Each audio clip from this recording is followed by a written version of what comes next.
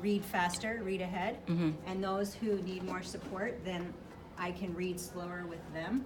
But we start the whole, this is the second time I've done a text this way, and we start the whole text together. Mm-hmm. And then I take a fluency test as well as they have to pass this. So what they get when we started the book, first they got some basic review of some basic vocabulary, like what's an author and a narrator, and summary, and like this idea of cause and effect and compare and contrast and data. So they had to, after we made sure everybody was on track with those basic concepts, they had to apply them to the book. So who is the author? And we have Linda Sue Park here in the same graphic. I mean, that's part of it. And so forth. So once they have, this is our basic vocabulary for use in discussing things in the classroom. Then they get a sheet like this, which, if you look, is those pictures, but without the words. So they get this and a list of the words, and they got to figure out what word they think goes with these. And then after they did that, that's when Shanna happened to catch a video of me, not me, but them working as a class to check each other, and did they indeed match the right? And she's got them on video, I think, kind of arguing about, no, I don't, not really arguing, but that's not right. But debating about which word goes where, and why. Why did I put it at that picture or whatever? So they always have this for a study guide then. And then the next step from there is, then they have, because I'm very big into cite your evidence. If you can't tell me why you think the answer is this, then you're guessing. So then we work through, okay, now we have a basic understanding of the words. Let's find it in the book. Tell me where. And how are you going to explain what that tells you about the story? And we do that over and over and over again, right? So then, that's how we start. Well, now everybody has this study guide, and it is a chapter by chapter comprehension questions, really. And that way, students can, because we had a quiz here at the first chapter, and so starting with chapter 2, as long as every week you can check in with me, and your questions are, I can see that you're progressing, you can, knock yourself out. There's still some quizzes that I build in periodically that everybody has to take, but they can work at their own pace. Right. And they have it on audiobook. They have, the books are here. I've sourced them, they're in the back. They've got it a downloadable version that they can keep on their computers. And it's the best way for me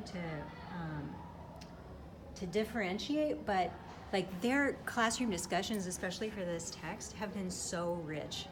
Because usually what I do to start and end the class is make sure I choose one of these. And like this discussion here about, at one point, Salva, the main character, he gets left behind by his village. And we had a big discussion about, well, what kind of a mother leaves their 11-year-old alone behind in a civil war and in South Africa. And we had a rich discussion about those kinds of, which that mother might have been going through or experiencing, to be able to actually do that. Exactly. So we're building that in. We're building, I don't know, I mean, this kind of stuff is what I live for. I don't live for following a curriculum that somebody says, everything's got to be this way. It's, to me, the fun is seeing what's igniting their passion and interest, and how can I connect that to their other content classes? How do there's a... So say, for example, okay, now we're talking about a science topic. Okay. This can be adapted to any concept that needs to be taught in science. I don't know why not. As far as doing a study guide. Yeah. Pictures. pictures, text, understanding what the words mean, vocabulary, Yeah. and then creating these I wonder questions. Like you can even put a picture up that depicts a certain concept, and then have them come up generate questions about that, or even about the topic. Yes. So do you do your direct teach? Do you do a direct teach before this? It's short. It's like I said, it's usually one of those questions, or like we did spend a direct teach on the map because it, first of all, meets our graphics, infographics, but it's really important that kids understood from this text that, and this is where it generated a lot of questions, that this young man, Salva, walked, no car, no nothing. He walked from South Sudan through the Gobi Desert, across to Ethiopia, and then across the Nile River, and then all the way down into Kenya. So, my kids are calculating now, well, how many miles is that? How many days was that? Because there are dates in so we can bring in math, we can bring in map reading, we can bring in, like I said, the scientific aspect of it with the empty container. And then when my kids do their quizzes, so like I took this out of the text, and some of the questions are basic. Hi guys. Some of them are, basic comprehension. But then, they have to. This is very similar to what we see on Achievement Series. What's the best example of cause and effect? Well, they got to be able to pick one of these.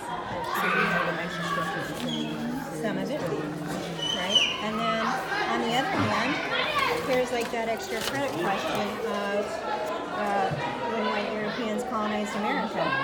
So how are they connecting that to their history?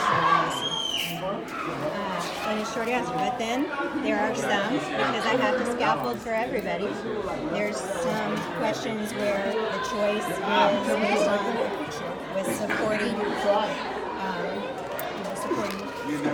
words that they could choose. So this doesn't happen overnight. No, it takes time. Once you have them, well, they're created, and then you can tweak them.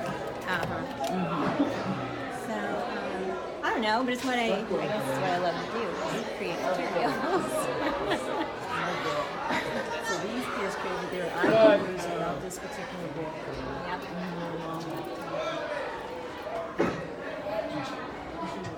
Then they have to answer it themselves. They are going to, because